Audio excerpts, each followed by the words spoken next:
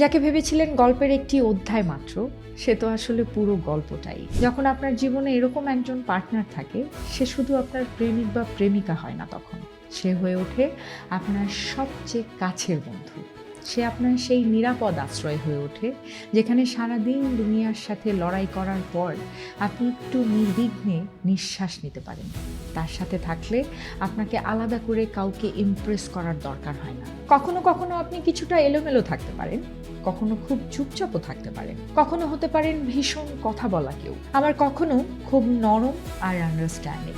আর এসবের মাঝেও সে আপনাকে ঠিক আগের মতোই ভালোবাসে। সে শুধু আপনার কথাই শোনে না, সে আপনার নীরবতাও বোঝে।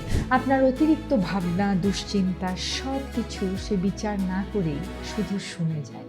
তার সামনে আপনাকে সব সময় শক্ত থাকার ভান করতে হয় না, কারণ তার কাছে দুর্বল হওয়াটাও নিরাপদ। আর ধীরে ধীরে একদিন আপনি বুঝতে পারেন, সে আপনার জীবনের গল্পের শুধুমাত্র একটি অধ্যায় নয়, পুরো গল্পটাই আসলে তাকে নিয়েই লেখা।